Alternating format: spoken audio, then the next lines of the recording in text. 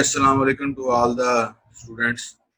Hopefully आपको जो last lectures के अंदर चीज़ें थी वो क्लियर हो गई होंगी और उसके रिलेटेड असाइनमेंट जमा हो गई होंगी।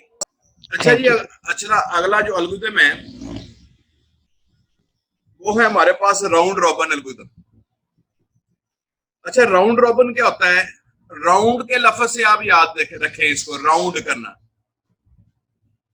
अब ये जो नीचे फिगर आपको नजर आ रही है इसमें आपको मुख्तलिफ किस्म के राउंड्स नजर आ रहे हैं, सर्कुलर। आपको पहले P1 चला, यहां पर 3 सेकंड चला, फिर P2 चला दूसरा, फिर P3 चली तीसरा चला, फिर P4 चला, फिर P5 चला, P6 है, P7 है और आपके पास P8 है। ये फिर इसी राउंड में ये चीजें फिर इसी राउंड में फिर दोबारा चलेगी, ये इसी राउंड में दोबारा। अच्छा, इस एल्गोरिथम में आप दूसरी चीज देखें, यहां पर लिखा हुआ है 2 unit, 2 unit, 2 units, 2 units, 2 units, 2 units. ये सारी की सारी चीजें यूनिट्स एक, इन सब को 2-2 मिली सेकंड का टाइम क्वांटम कहते हैं। इसको हम टाइम स्लाइस भी कहते हैं और इसको क्वांटम का लफ्ज भी यूज होता है।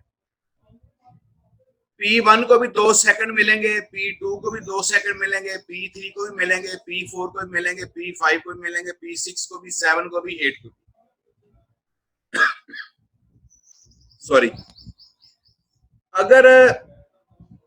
अगर P1 2 मिली सेकंड में अपनी जॉब कंप्लीट कर लेता है तो ठीक है, अगर नहीं करेगा तो फिर ये क्यू की टेल में जाके लग जाएगा।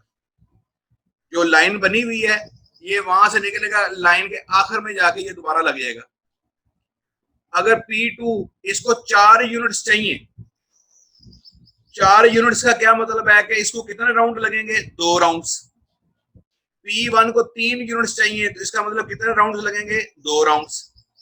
अब P3 को देखें, इसको चाहिए 2 यूनिट्स, इसका मतलब है कि ये पहले ही राउंड के अंदर P3 जो है पहले राउंड के अंदर ही चला जाएगा।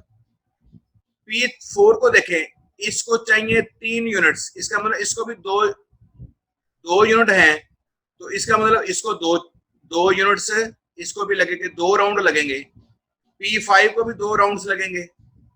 अब P6 को देखें, P6 को 5 है, इसका मतलब है कि P6 को 3 राउंड लगेंगे, P7 को 2 राउंड्स लगेंगे।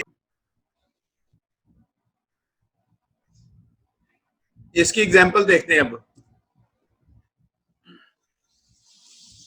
ये राउंड रॉबिन की एग्जांपल है, यहां पर आपको नजर आ रही है।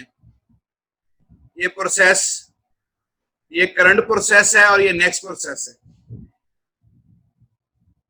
List of runnable processes, list of runnable processes after B. ये बी चल रहा है, इसके बाद ये लोग चलेंगे। अच्छा, जब बी चल जाएगा तो उसके बाद ये एफ चलेगा और एफ के बाद डी है, डी के बाद जी है, जी के बाद ए है। जब बी यहां से निकलेगा, आउट होगा, तो बी जो है वो ए के बाद आके लग जाएगा और यहां पर ये चीज यहां पर शो की गई है। इसकी बात समझ लग गई आपको? जी सर। जब बी अपनी जॉब एग्जीक्यूट करेगा और अगर बी का काम नहीं पूरा हुआ, यहाँ पे जो बी प्रोसेस है, ये आपके पास बी प्रोसेस है। अगर बी प्रोसेस चल रहा है और बी को चाहिए 10 मिली सेकेंड और टाइम है 2 मिली सेकेंड, तो इसका मतलब है कि बी जो है यहां से एग्जिट होगा, यहां से आउट होगा, बी यहां से, और आउट होने के बाद यहां से ये दोबारा यहाँ पर ए की टेल के ऊपर जाके यहां से ये यहां पर फिट हो जाएगा, ये यहां पर ठीक हो गया। ये चीज आपको यहां पर नजर आ रही है, ये देखें जरा, ए के बाद आके बी फिट हो गया। इसको कहते हैं राउंड रॉबिन, ये राउंड में चल रही है। जब ए यहां से एफ यहां से निकलेगा, एफ यहां से निकलेगा तो एफ कहां आ जाएगा, एफ निकलने के बाद एफ यहां पर आ जाएगा टेल के ऊपर, यहां पर आ जाएगा एफ, एफ यहां पर आ जाएगा और यहां से एफ खत्म हो जाएगा। ये बात क्लियर हो गई आपको? ये इसकी ये थ्योरी लिखी है, ये इसकी पढ़ लीजिएगा, ये राउंड रॉबिन की थ्योरी है। अब हम आते हैं इसकी प्रैक्टिकल एग्जांपल के ऊपर ताकि आपको समझ आ जाए इसकी। अब इसमें एग्जांपल में 3 प्रोसेस दिए हैं, P1 है हमारे पास और इसका बस टाइम है हमारे पास 24 मिली सेकेंड और एवरेज, ये इसके बाद में जो चीजें निकली हैं वो हैं, इसको हम छोड़ देते हैं अभी। और P2 है, इसका हमारे पास बस टाइम है 3 मिली सेकेंड। ये पहली फर्स्ट एग्जांपल है जो हमने फर्स्ट इन फर्स्ट आउट के अंदर हमने की थी, ये वो वाली एग्जांपल है, ये वो वाली न्यूमेरिक्स हैं। अच्छा जी, ये इसका दिया हुआ है। यहाँ पर जो सबसे इंपॉर्टेंट चीज जो है जो आपको नजर आ रही है वो है हमारे पास ये 4 मिली सेकेंड इसका क्वांटम है। अच्छा, अब ये बताएं कि ये चीज प्रीएम्प्टिव, ये जो एल्गोरिथम है ये हमारे पास प्रीएम्प्टिव एल्गोरिथम है कि नॉन प्रीएम्प्टिव है? कौन बताएगा? प्रीएम्प्टिव जी, सैयद अली बादशाह साहब। सर ये प्रीएम्प्टिव है। शाह साहब जी सर प्रीएम्प्टिव है ये। जी, ये हमारे पास प्रीएम्प्टिव है क्योंकि सीपीयू वापस 4 मिली सेकेंड के बाद सीपीयू फोर्सली, ये ज़हन में रखें, फोर्सली उसे वापस ले लिया जाएगा। अब देखें, ये नीचे गैंट चार्ट बना हुआ है, इसका आपने बनाया भी है क्वेश्चंस के अंदर, आपको बड़ा इजी समझ आ जाएगा। अब इसके अंदर P1 चलेगा सिर्फ 4 मिली सेकेंड पहले चल गया, उसके बाद इससे सीपीयू ले लिया गया। P1 जो है हमारे पास 4 मिली सेकेंड चलेगा, P2 फिर 4 इसको दिए जाएंगे, लेकिन क्योंकि इसका यहाँ पर जो ब्रस्ट टाइम है, क्योंकि वो 3 है हमारे पास ब्रस्ट टाइम है, क्योंकि ये फिर 3 ही चलेगा। उसके बाद बारी आएगी P3 की, P3 भी 3 चलेगा, तो यहाँ पर ये 7 और 3 हो गया 10 हमारे पास। इसके बाद P1 चलेगा, लेकिन P1 हमेशा 4 के क्वांटम में चलेगा, 4, क्योंकि अब Q के अंदर और कोई नहीं है, Q के अंदर ये भी जो Q में थी P1 था, P2 था, P3 था। अब क्योंकि P1 जो है, P2 जो है ये भी खत्म हो गया हुआ है और P3 भी खत्म हो गया हुआ है, ये दोनों खत्म हो गए हैं, ये जॉब्स एग्जीक्यूशन कर गई हैं P2 और P3। इसलिए बाकी का जितना भी रिमेनिंग टाइम है वो सारा हमारे पास किसके पास आ गया, P1 के पास आ गया। यहाँ पर ये सारा रिमेनिंग टाइम P1 के पास आ गया। वेटिंग टाइम जो है उसी तरह आपने जैसे पहले वेटिंग टाइम से निकाला है, जो P1 है, P1 जो है आपके पास 0 पे आया, यहाँ पर पहले इसको कोई मसला नहीं। उसके बाद P1 आया आपके पास 10 के ऊपर, अब 10 के ऊपर आया तो पहले इससे 4 यहां पर पहले गुजारे हुए थे, तो इसका मतलब 10 और 4 में से 6 वेट करना पड़ा। 6 के बाद क्योंकि P1 दोबारा इसको कोई भी वेट P1 को दोबारा वेट नहीं करना पड़ा, इसलिए इसका जो वेटिंग टाइम है वो हमारे पास आ गया सिर्फ 6 मिली सेकेंड। P2 को कितना वेट करना पड़ा, यहाँ पर 4 मिली सेकेंड, ये 4 मिली सेकेंड आ गया। और P3 को वेट करना पड़ा 7 मिली सेकेंड, ये यहाँ पर 7 मिली सेकेंड आ गया। ये हमारा इसका वेटिंग है।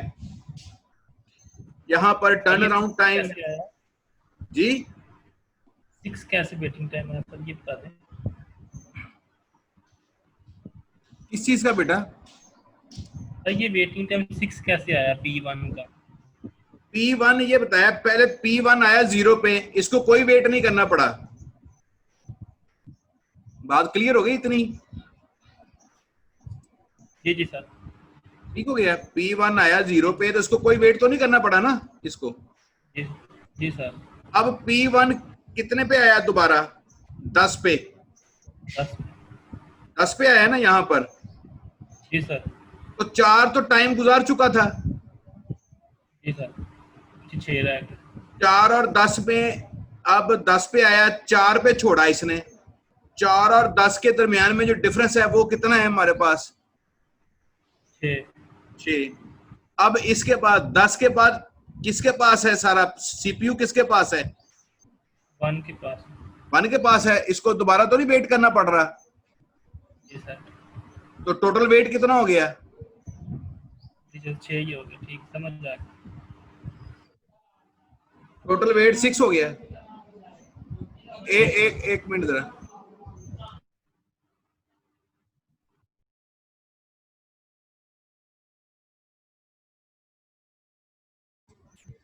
टोटल वेट इसका 6 ही हो गया ना बेटा इसका? ठीक सर, समझ आ गया।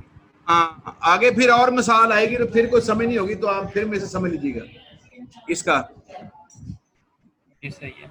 ठीक हो गया। अब हम चलते हैं अगली स्लाइड की जानब। अगली मिसाल करवाता हूं आपको, मजीद समझ आ जाएगी। आपके पास जो टाइम क्वांटम है यहाँ पर हर एक के आगे दिया हुआ है। P1 को 3 चाहिए, P2 को 4 चाहिए और P3 को चाहिए 3 मिली सेकेंड का टाइम क्वांटम है इसके आगे। और ये ऑर्डर दिया है, ये अराइवल टाइम, या ऑर्डर पहले P1 आया, फिर P2 आया, फिर P3 आया, और अराइवल टाइम 0 दिया हुआ है। ये अराइवल टाइम 0 दिया हुआ है। इसका ये फिर आपको वेटिंग टाइम निकालने के अंदर आपको सहूलत देता है। जब अराइवल टाइम 0 है, इसका मतलब है कि सारी जॉब्स यकमुश्त सिस्टम के अंदर आ गई नहीं है। ठीक हो गया। अब यहां पर आप इसको एग्जांपल को देखेंगे। P1 को कितने चाहिए? 3 चाहिए। P2 को चाहिए 4। और यहां पर टाइम क्वांटम जो है, जो सबसे मेन चीज दी गई है टाइम क्वांटम, वो आपके पास है 1 मिली सेकेंड का। हर जॉब सिर्फ 1 मिली सेकेंड ही चलेगी, यहां पर इससे ज्यादा नहीं चलेगी। हाँ, अच्छा जी, ये एक्सरसाइज के तौर के ऊपर जो आपने ये आपको दी गई है, आपके पास है, ये राउंड रॉबिन की है। इसके अंदर सबको 1 का क्वांटम लगा हुआ है, 1 के बाद करनी है। अब ये P3 देखें, इसको 1 के हिसाब से कितने लगेंगे? 3 राउंड। P2 को कितने राउंड लगेंगे? 4 राउंड। और P3 को कितने लगेंगे राउंड? 3 राउंड ही लगेंगे, क्योंकि इसका जो टाइम क्वांटम है वो आपके पास 1 मिली सेकेंड है। और यहां पर है विदाउट प्रायोरिटी का लफ्ज लिखा हुआ है, यहां पर विदाउट प्रायोरिटी। आगे हम जाके देखेंगे प्रायोरिटी क्यू। प्रायोरिटी क्यू के अंदर ये होता है कि अगर यकदम बीच में कोई प्रायोरिटी वाली जॉब आ जाए, हाईएस्ट प्रायोरिटी वाली आ जाए, तो हम फिर उसको ज्यादा प्रेफरेंस देते हैं, फिर उसको पहले डील करेंगे। जो चल रही होगी उसको बाहर निकाल देंगे, और जो नहीं चल रही होगी हम उसको दोबारा ले आएंगे अंदर। तो ये हमारे पास ये प्रायोरिटी के अंदर होता है। ये आपके पास 1 का टाइम क्वांटम है, इसके हिसाब से हम इसको करेंगे।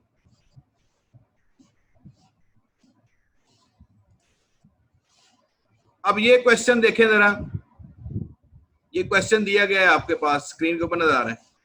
P1 को चाहिए 8 मिली सेकेंड एग्जीक्यूशन करने के लिए P1 को, और P2 को चाहिए 6 मिली सेकेंड, P3 को चाहिए 1 मिली सेकेंड, P4 को चाहिए 9 मिली सेकेंड और P3 को चाहिए 3 मिली सेकेंड। और ये टाइम क्वांटम आ रहा है हमारे पास 4 मिली सेकेंड का। और जो अगली इसके अंदर जो बात की गई है वो है विदाउट प्रायोरिटी, यानी कोई प्रायोरिटी वाली नहीं है। ये पहले P1 आएगा, इसको 4 लगेंगे।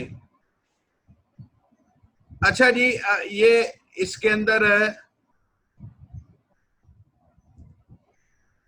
फिर P2 आया, इसको भी 4 लगेंगे क्योंकि 6 चाहिए।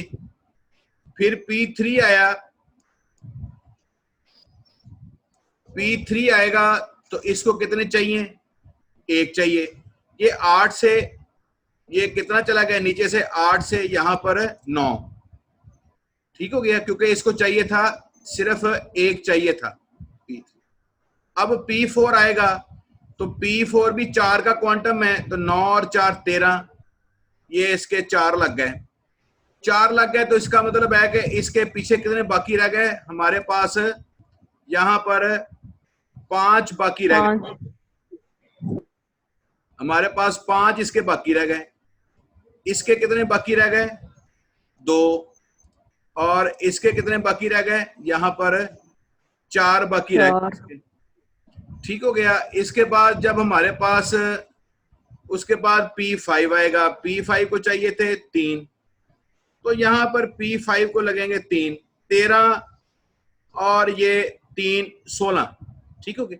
उसके बाद फिर ये राउंड घूमेगा। अब ये राउंड घूमेगा तो फिर P1 की बारी आ गई। अब P1 को चाहिए थे 4, ये इसको 4 लग गए, 16 4 20। और P2 को चाहिए थे, रिमेनिंग कितने थे? 2, तो ये आ गए रिमेनिंग 2 लग गए, 20 से 22 तक। अब P3 क्योंकि एग्जीक्यूट हो चुका हुआ है, खत्म हो गया हुआ है, निकल गया है बाहर। अब बारी आएगी P4 की। जब P4 चलेगा तो इसको चाहिए थे 4, इसको 5, तो 5 का मतलब है कि ये 2 राउंड में जाएगा। पहले राउंड में 4 करेगा, दूसरे राउंड में ये 1 करेगा। तो ये हमारे पास आ गया 25 और ये 1 26। इसका एवरेज वेट टाइम निकाल लेंगे आप।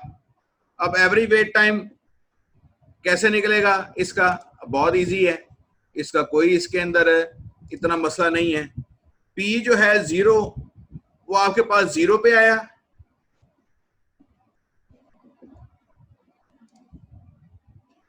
P1 0 पे आया है। अब इसके बाद देखें, फिर देखें P1 कितने पे आया है? 16 पे आया है, ठीक हो गया, 16 पे आया। इसके बाद P1 आया दोबारा? नहीं, 4 ये एग्जीक्यूट कर चुका है, तो 16 और 4 के दरमियान में डिफरेंस आ गया 12। ये 12 आ गया बेटा इसका वेट टाइम इसका। अब P2 ने कितना वेट किया है? P2 आया है हमारे पास 4 पे, इसको CPU मिला है। इसको दोबारा इसको CPU कितने पे मिला है? इसको कलर में इसका कर, इसको P2 को मिला है 4 पे और दोबारा मिला है इसको जाके 20 पे जाके। इसके बाद आया है? नहीं, तो डिफरेंस कितना हो गया? 16 ही हो गया ना जी जी सर। 20 में से 4 निकाल दिए, 16 रह गए ना इसके बेटा। ओके, इतना ही वेट करना पड़ा ना। 4 पे तो आया है, 4 पे आया, इसको वेट तो नहीं करना पड़ा। तो ये फिर 20 पे आया, 4 तो ये एग्जीक्यूट यहां पर इसने खत्म कर दिया है, ठीक हो गया। ये इसका हो गया। अच्छा जी, यहां पर आ जाएं, इस तरह P3 का निकाल लेंगे। P3 को कितना वेट करना पड़ा है? यहां पे 8, ये शुरू के 8, इसके बाद P3 ने कोई वेट किया ही नहीं, ये 8 हमारे पास, ये आपके पास 8 आ गए। अब P4 ने कितना वेट किया है? पहले इसने ये 9 वेट किया है हमारे पास, और फिर कब वेट किया है? यहाँ पर 22। अब इसने छोड़ा कितने पे है? 13 पे। ठीक हो गया। 13 में से 22 निकाले, कितने हो गए जी? 9 हो गए ना? 9 सर। 13 9 22 हो गए ना? जी जी सर, 9 रह गए। 9 हो गए, तो 9 पे ये आया था, 9 इसने पहले वेट किया जी, और 9 इसने यहां पर वेट किया। इन दोनों के दरमियान में इसने 13 और 22 के दरमियान में 9 वेट किया और 9 ये शुरू में वेट किया, तो ये टोटल कितने हो गए इसके? 18 हो गए ना इसके, 18 हो गए इसके जी। अब ये P5 है, P5 आया ही 13 के ऊपर है, तो 13 सेकंड इसको वेट करना पड़ा। उसके बाद तो P5 रिपीट ही नहीं हो रहा, कि हो रहा है रिपीट? ठीक हो गया ना? ये यहां पे है, 13 पे है, इसका मतलब इसको 13 मिली सेकंड वेट करना पड़ा है। जब इसने 13 मिली सेकंड वेट किया है, तो ये हमारे पास जिसका 13 है, और ये 13 हमारे पास ये आ गया। अब हम इसकी एवरेज निकाल लेंगे। इसी तरह ये इसका टर्न अराउंड टाइम है। ये स्लाइड क्लियर हो गई है? किसी को इशू है? कोई बताएं।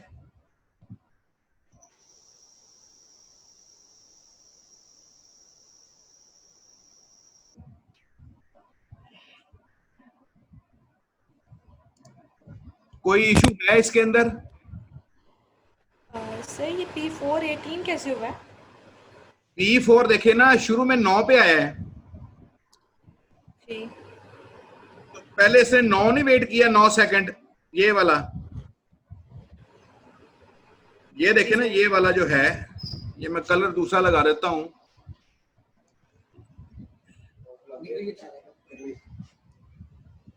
ये 9 सेकंड इसने वेट किया कि नहीं किया? वेट इसने जी सर। 9 सेकंड वेट किया है ना? अब सीपीयू कितने पे छोड़ा है इसने?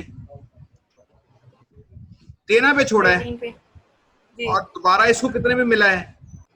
13 पे छोड़ा है। 13 से और 22 के दरमियान में इसको वेट करना पड़ा है, तो ये कितना वेट किया इसने, और शुरू में कितना वेट किया है? तो कितना हो गया? 18 पूरा हो गया ना? आपने देखना है कि उस प्रोसेस ने शुरू में कितना वेट किया है, फिर बाद में कितना वेट किया है, और सीपीयू छोड़ा कितने पे है। ये देखिए 9 पे आया है, यहां पर ये 9 पे आया है, ये 9 पे आया है यहां पर, और सीपीयू इसने 13 पे छोड़ा है। ये 9 वेट करेंगे, दोबारा आया 22 पे, अब 13 पे तो छोड़ा है इसने, 13 और 22 के दरमियान में इसने वेट किया है ना। 13 और 22 के दरमियान में 22 नहीं लेना, दोबारा जितने पे छोड़ा है उसको माइनस करना है उसके साथ जब दोबारा मिला है। ये P2 का दोबारा देख लेते हैं। P2 आया है 4 पे, ठीक हो गया। मैं यहां पर इसका लिख लेता हूं, पहले इसने वेट किया 4 जमा, दोबारा P2 कितने पे है? 20 पे, छोड़ा कितने पे है इसने? 8 पे। 8 और 20 के दरमियान में फर्क कितना है? 12 का। ये लो,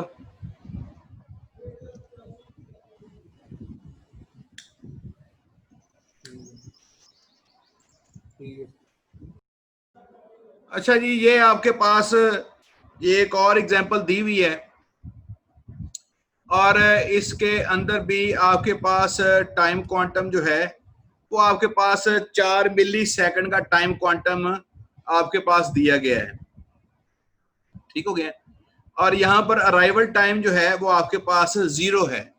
अराइवल टाइम 0 का मतलब कि सारे के सारे जो प्रोसेसेस हैं वो आपके पास 0 मिली सेकेंड के ऊपर एंटर हुए हैं। अगर अराइवल टाइम दिया हो तो फिर जब हम वेटिंग टाइम निकालेंगे तो अराइवल टाइम को वेटिंग टाइम में से हम माइनस करेंगे जब पहला वेटिंग टाइम निकालेंगे सबसे पहला। ये बात मेरी फिर आप सुन लें कि अगर अराइवल टाइम दिया हो तो सबसे पहला जो वेटिंग टाइम निकालेंगे उसमें से हम अराइवल टाइम को माइनस करेंगे। इसकी कोई एग्जांपल आगे आ जाएगी तो मैं फिर आपको करवा दूंगा इसकी भी। और ये आपके पास जो एग्जांपल है, ये दूसरी चीज इसके अंदर जो ज़हन में रखने वाली है वो आपके पास ये है विद प्रायोरिटी, और ये प्रायोरिटी यहां पर मेंशन है। ये देखें, ये प्रायोरिटी मेंशन है। आप पिछली स्लाइड्स के अंदर अगर आप जाके देखेंगे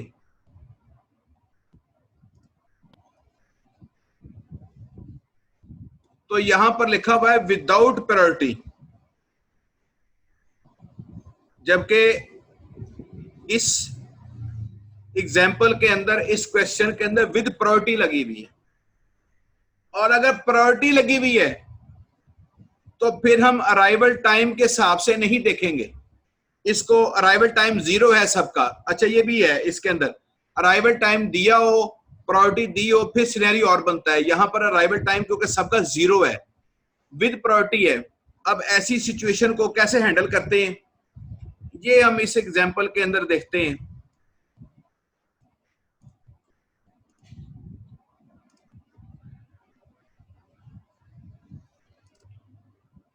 हाँ जी, ये गैंट चार्ट। अच्छा, यहां पर हमने सबसे जो मेन चीज देखनी है वो हमने देखनी है इसकी प्रायोरिटी।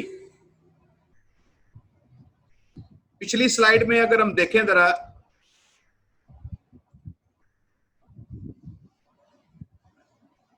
तो सबसे पहली प्रायोरिटी किसको दी गई है? यहां पर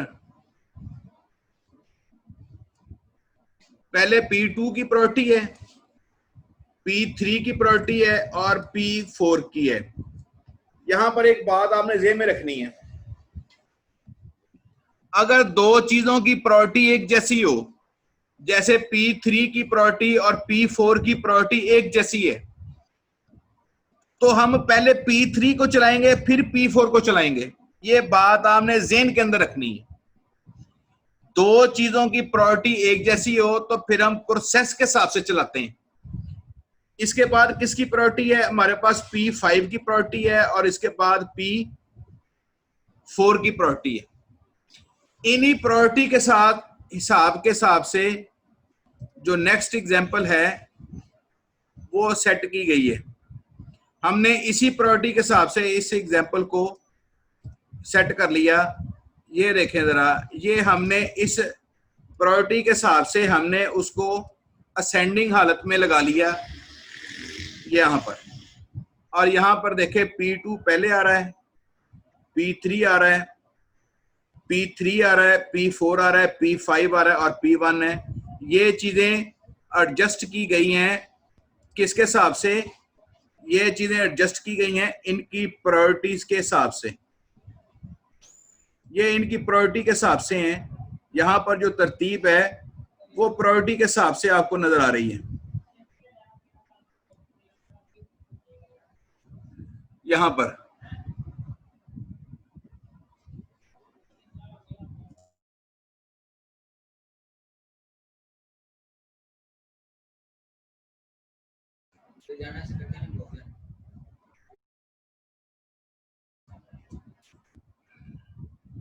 अच्छा जी, अब ये देखें जरा, पहले यहां पर टाइम क्वांटम कितना मेंशन था पिछली स्लाइड के अंदर?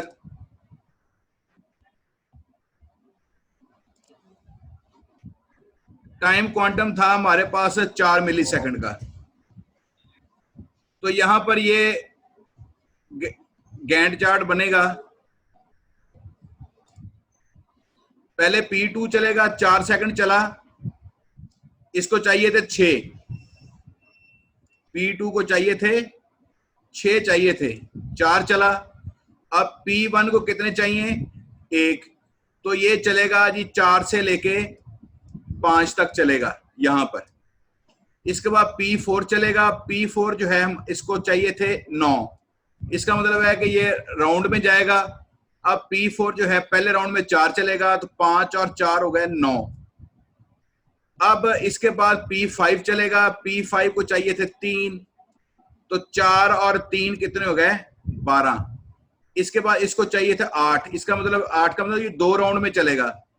अब ये पहला राउंड लगा 8 और 4 12। इसके बाद ये दोबारा राउंड ऊपर जाएगा। पहले में कितने बच गए थे 2, 6 चाहिए थे, 4 चल गया, बाकी बच गए 2। तो यहां पर कितने आ गए जी हमारे पास 16 और 8, ये 2 18। इसके बाद ये खत्म हो गया, इसके रह गए 5। 5 में से ये चलेगा, कितना चलेगा 4 चलेगा, 18 4 22। इसके बाद ये खत्म हो गया, ये दूसरा राउंड चलेगा 22 और 4 26। इसके बाद इसके रह गए P4 के रह गया 1 और 1, ये चलेगा 26 से लेके 27 तक। ये आप सवाल देखें, इसके अंदर अराइवल टाइम भी दिया हुआ है, अराइवल टाइम, और यहां पर बस टाइम दिया हुआ है आपके पास। 2 मिली सेकंड का टाइम क्वांटम है, ये 2 मिली सेकंड का इसके अंदर। और ये है हमारे पास विदाउट प्रायोरिटी। ये आप घर पे, ये स्लाइड्स ऑलरेडी पिछले लेक्चर्स की जो स्लाइड्स हैं LMS के अंदर, ये इसके ऊपर ये स्लाइड्स सारी अपलोडेड है। ये मैं वही लेक्चर जो है लेक्चर 5 की स्लाइड्स उन्हीं आपको पढ़ा रहा हूँ। लेक्चर 6 में भी है, 7 में भी यही स्लाइड्स लगी हुई हैं। कुछ हमने 5 में कवर की, कुछ 6 में की, कुछ आज हम कवर कर रहे हैं बैठे। तो इन्हीं स्लाइड्स के अंदर बैठ के आपने इसको सॉल्व करना है। इससे आपको इसका वेटिंग टाइम भी निकल आएगा और इसका टर्न अराउंड भी टाइम भी निकल आएगा। और ये चीजें आपने 2 मिली सेकंड का क्वांटम लगाना है। विदाउट प्रायोरिटी है। विदाउट प्रायोरिटी का मतलब है पहले P1 चलेगा, P2 चलेगा, फिर P3 चलेगा। अराइवल टाइम ये है। जब अराइवल टाइम 1 आएगा, अब मैं इसको सॉल्व करके ये अराइवल टाइम जो है इसके हिसाब से दिखा देता हूँ, एक बार आपको जरा थोड़ा सा क्लियर हो जाए। ये एक पॉइंट है।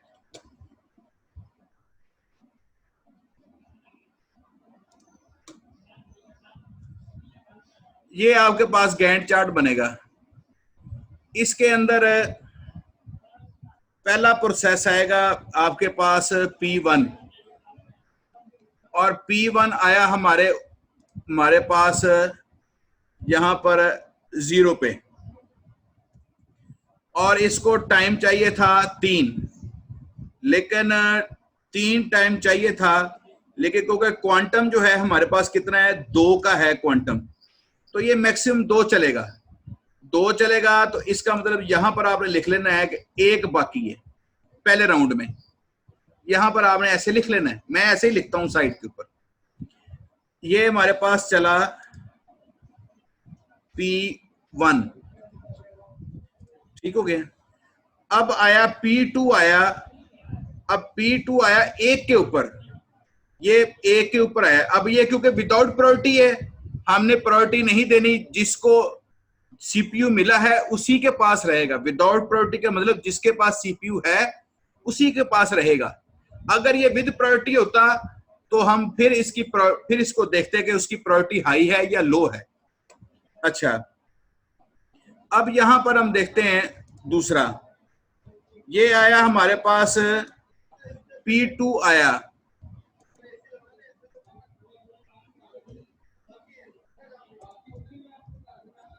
ये हमारे पास P2 आया और इसका बस टाइम कितना है 2 मिली सेकंड का है। जी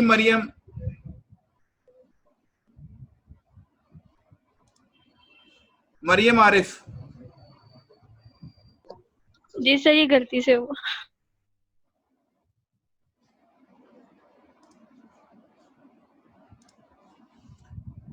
अच्छा, ये P2 आया, इसको चाहिए था, इसका बस टाइम कितना है 2, और हमारे पास ये भी कितना है 2, यहां पर कितना आ जाएगा हमारे पास,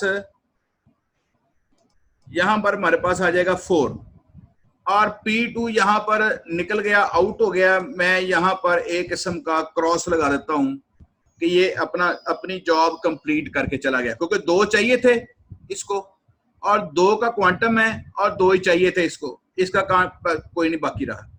अब P3 आया, P3 आया, इसका बस टाइम कितना है, 1 है। अब मैं इसका P3 लिख देता हूं जी, P3 आया हमारे पास और इसका बस टाइम है 1 का, ये मैं बना लेता हूं। और यहां पर ये चला 5 तक, ये आया 5 तक और इसका मतलब ये है कि ये 5 तक आया है, तो इसका मतलब कि ये भी अपनी जॉब कंप्लीट कर गया। अब पीछे कौन सा बचा है प्रोसेस, पीछे प्रोसेस बचा है P1 बचा है। अब यहां पर हम P1 की बात कर लेते हैं, यहां पर लाइन लगा देते हैं, यहां पर P1 और P1 कितना चलेगा, 6 तक। यहां पर या इसको वैसे कर लेते हैं, ये बाकी सारा किसके पास है, P1 के पास है और ये हमारे पास है 6 तक, ऐसे कर लेते हैं। अच्छा जी, अब निकालने इसका वेट टाइम। P1 0 पे आया तो 0 वेट करना पड़ा ना इसको मिल गया। दोबारा कितने पे इसको सीपीयू मिला है, 5 पे। छोड़ा कितने पे है, और 2 पे छोड़ा है ना इसने। पहला देखिए ना स्लाइड का जो है, आप वैसे ही वेटिंग टाइम और इसके एवरेज वेटिंग टाइम निकालना वैसे ही है जैसे मैंने आपको पिछली स्लाइड्स के अंदर समझाया है, वेटिंग टाइम निकालना। उसी हिसाब से आप इस स्लाइड का भी आप वेटिंग टाइम आप इसका निकाल सकते हैं, इसमें कोई ऐसी मसले वाली बात नहीं है इसका वेटिंग टाइम निकालना। अच्छा, इसमें ये ठीक है, अराइवल टाइम जो है इसको माइनस करेंगे। जब अगर हम इसको वैसे लिखते हैं, यहाँ पर मुझे एग्जैक्ट याद नहीं रहा, अब P1 आया, 0 पे आया हमारे पास, दोबारा कितने पे आया था, और चला 2 सेकंड चला, दोबारा कितने पे आया था, 5 पे आया था, तो 2 चला और 5 पे आया, तो इसका मतलब है कि इसको वेट करना पड़ा 3, टोटल हो गया इसका 3 आपके पास। P2 आया 1 के ऊपर। अब ये बात यहां पर मेरी आप लोगों ने बहुत ही गौर से सुननी है, ये बात बहुत ही गौर से सुननी है, मैं आपको रिपीट कर रहा हूं, ये पॉइंट बड़ा गौर तलब है और यही इसके अंदर ट्रिक है, इसके अंदर जो मैं अब समझाने लगा हूं। P2 जो है आपके पास आया था 1 के ऊपर। एक्चुअली गैंट चार्ट जो है वो यहां से खत्म हो गया, हम उसको दोबारा मैं उसको बना लेता हूं।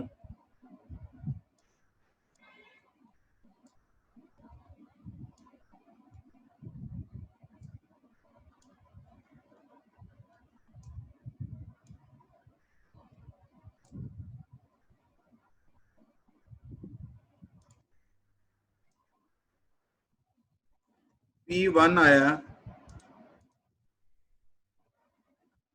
0 पे और चला कितना, 2। फिर P2 आया हमारे पास और चला कितना, 1, 2 चला और 2 और 2 हो गए, ये आपके पास 4।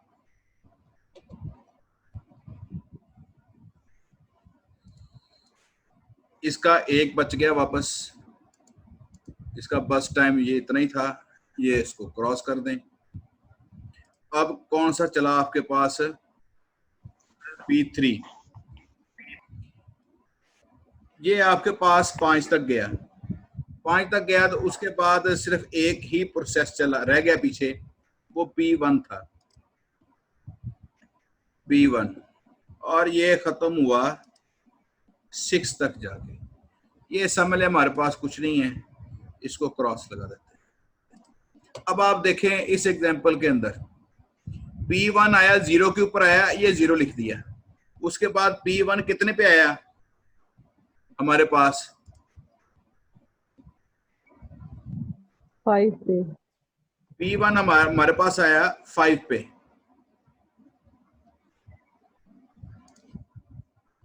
P1 आया 5 पे, और पहले ये कितना टाइम लगा चुका था? 2। तो डिफरेंस कितना आ गया इसका? 3। तो जवाब है आ गया 3। अब आते हैं जी इसकी तरफ,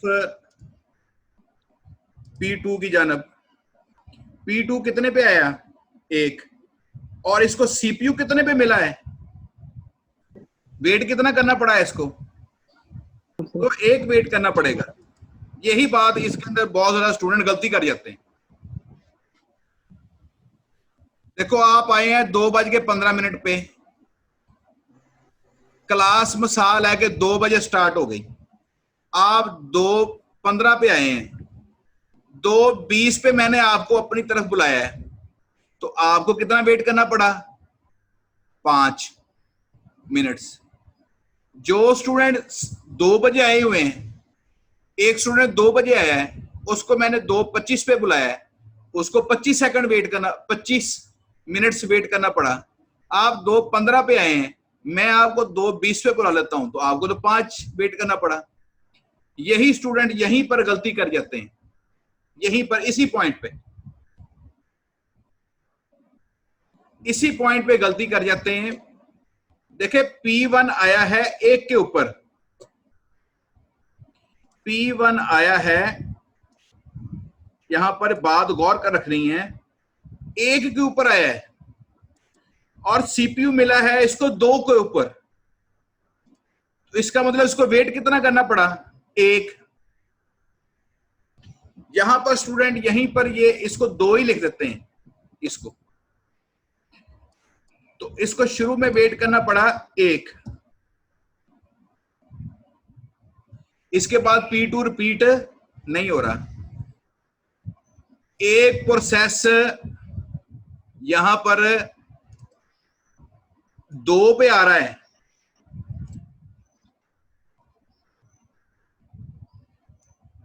दो पे आया है, और उसको CPU मिला है 4 पे, तो वेट उसको कितना करना पड़ा है? ये लिखा हुआ है कि फॉलोइंग अराइवल टाइम, बस टाइम, ये इसका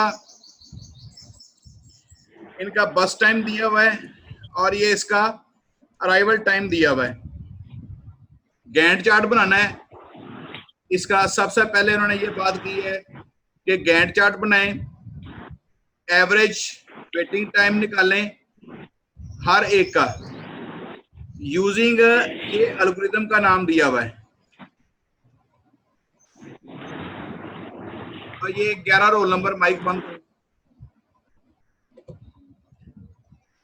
और यहां पर इसका क्वांटम दिया हुआ है आपके पास 2 मिली सेकंड का। ठीक हो गया? ये आपके पास इसके अंदर पॉइंट्स हैं जो आपने इस क्वेश्चन को सॉल्व करने के लिए आपने करने हैं। अच्छा जी, इसके बाद अगली स्लाइड पे चलते हैं।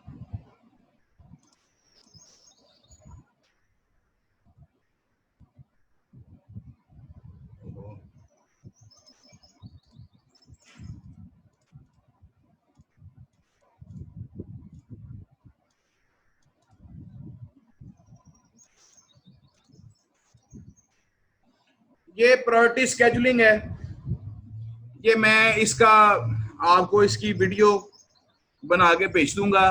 Priority scheduling very very easy है, जो जॉब आती है हम उसकी प्रायोरिटी सेट करते हैं। ये शॉर्टेस्ट जॉब फर्स्ट है, स्पेशल केस, यानी जो जॉब आएगी हमने देखनी है उसकी प्रायोरिटी क्या है। जिस जॉब को हाईएस्ट प्रायोरिटी मिलेगी वहां पर उसको पहले एग्जीक्यूट किया जाएगा। ये मैं इसको एक एग्जांपल, आपको थ्योरी इसकी पढ़ते रहिएगा, एग्जांपल मैं आपको करा देता हूं इसकी जल्दी जरा। अब ये देखें P1 आया है और इसकी प्रायोरिटी 3 है, P2 आया और इसकी प्रायोरिटी 1 है, P3 आया इसकी प्रायोरिटी 4 है, P4 है इसकी प्रायोरिटी 5 है, और ये P5 आया इसकी प्रायोरिटी 2 है। तो सबसे पहले कौन सी प्रायोरिटी की जॉब चलेगी? P2 की चलेगी। सबसे पहले जो है वो हमारे पास P2 चलेगा, क्योंकि इसकी जो प्रायोरिटी है वो सबसे हाईएस्ट है। ये यहां पर लिखा होता है क्वेश्चन के अंदर के लोएस्ट नंबर को हाईएस्ट प्रायोरिटी देनी है या हाईएस्ट नंबर को हाईएस्ट प्रायोरिटी देनी है। ये बात भी क्वेश्चन पेपर के अंदर लिखी होती है कि इसको ना कीप इन माइंड, ये चीजें आप ज़हन के अंदर रखिएगा। अली बास को आवाज नहीं आ रही, बाकी सबको आवाज आ रही है। अच्छा जी, उसके बाद इसके अंदर दूसरे नंबर पे कौन सी जॉब चलेगी? P5 चलेगी, क्योंकि इसकी जॉब प्रायोरिटी सबसे हाई है। तो इसी तरह आप ये जो है गैंट चार्ट है ये आप इसका बनाएंगे और इसी हिसाब से फिर आप इसका वेटिंग टाइम और टर्न अराउंड टाइम ये आप इसका निकालेंगे। ये है इसका वेरी सिंपल एल्गोरिथम है। ये जो प्रायोरिटी है दी हुई है, प्रायोरिटी पहले नंबर पे ये जॉब चलेगी, सबसे पहले ये जॉब चलेगी, P1 चलेगी, उसके बाद P2 की प्रायोरिटी है, उसके बाद P1 की प्रायोरिटी है, और उसके बाद आपके पास P3 की प्रायोरिटी है, और उसके बाद P5 की है। इस क्वेश्चन के अंदर एक बात प्लीज जरा कान खोल के, बहुत ज़हन खोल के ये बात समझ लें कि ये इसके अंदर एक बहुत की पॉइंट है, वो ये है नॉन प्रीएम्प्टिव। अब ये देखें, जब किसी जॉब को सीपीयू मिला है, P2 को सीपीयू मिला है, तो P2 के पास ही रहा है। P5 को मिला है तो P5 ने जब तक अपना काम कंप्लीट नहीं कर लिया उसने जॉब सीपीयू नहीं छोड़ा। P1 को मिला है तो P1 ने जब तक अपना काम कंप्लीट नहीं कर लिया उसने सीपीयू नहीं छोड़ा। और उसके बाद P3 को मिला है और उसके बाद P4 को मिला है। इसका मतलब ये क्या है, हमारे पास प्रीएम्प्टिव। अगर नॉन प्रीएम्प्टिव है। अगर हमारे पास ये प्रीएम्प्टिव होती तो हम फिर इस प्रायोरिटी के हिसाब से इससे सीपीयू वापस ले लेते, जैसे कि हमने पिछली एग्जांपल में किया है। ये प्रीएम्प्टिव और नॉन प्रीएम्प्टिव प्रायोरिटी स्केड्यूलिंग अलग-अलग एल्गोरिथम है। ये स्केड्यूलिंग एल्गोरिथम आता है, इसके साथ प्रायोरिटी प्रीएम्प्टिव भी आता है सवाल और नॉन प्रीएम्प्टिव का भी सवाल आता है। तो ये एग्जांपल है, इसी एग्जांपल को आपने इसी हिसाब से सॉल्व करना है।